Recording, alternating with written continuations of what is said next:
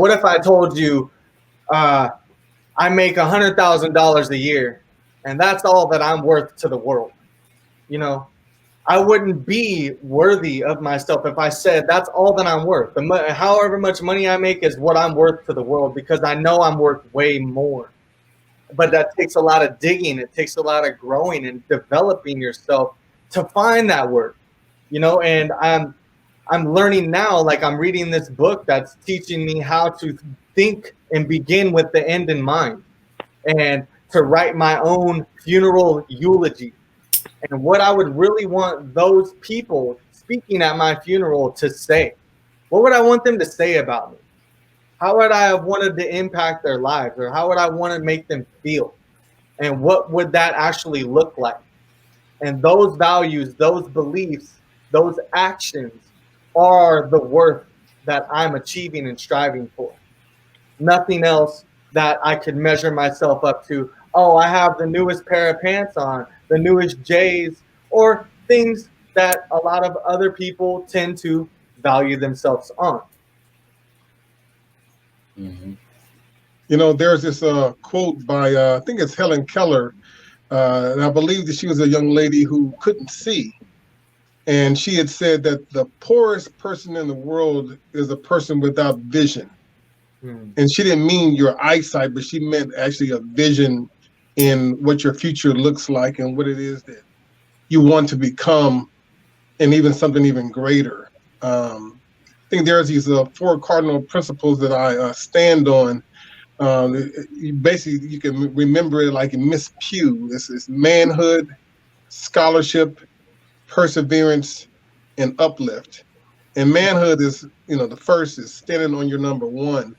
Like, what does that mean to you? Are you a man of character? Do you guard your integrity?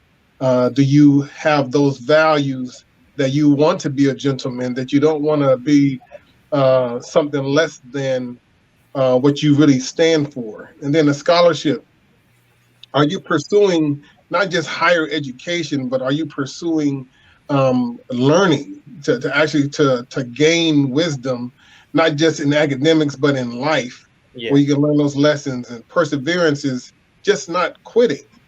And then the uplift is uplifting the community in the sense that it goes beyond you. Even some of the lessons that you go through aren't meant for you, but they're meant for other people, so that you can have a testimony to be able to share that with your fellow brother or sister in their time of need. And you can be able to identify, relate with them, and go beyond what you think.